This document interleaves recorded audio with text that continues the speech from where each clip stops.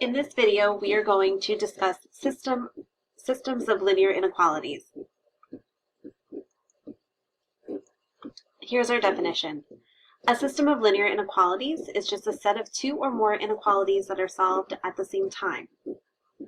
We have seen how to graph one inequality by drawing the boundary line, whether it's a dashed line or a solid line, and then shading one side of that line.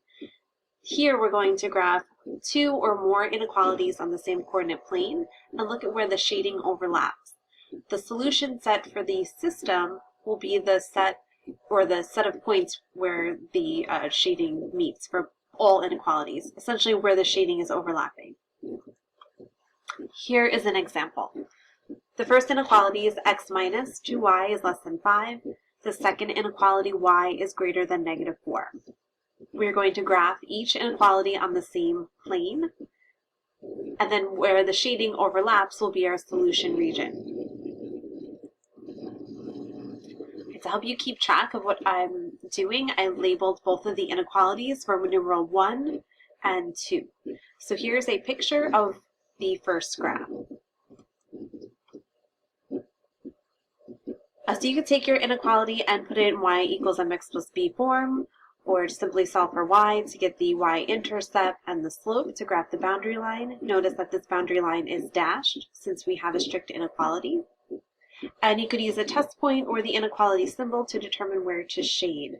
In this case, we shaded above the boundary line.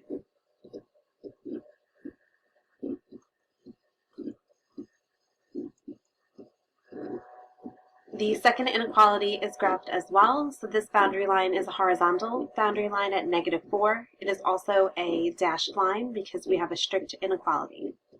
The shading for this line, or for this inequality, would be above because we're looking for the points where y is greater than negative 4. So the shading for this inequality is all above here. It is light blue. It might be a little hard to see.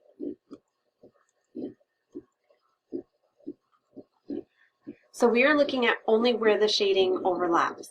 So if we were graphing the solution set for the system, we really only want the points that satisfy both inequalities at the same time. And that's indicated by this capital S here. So this region is found by overlapping the shading for the first inequality that we had drawn and the second. And we could pick any point in this shaded region, and that point should satisfy both inequalities at the same time.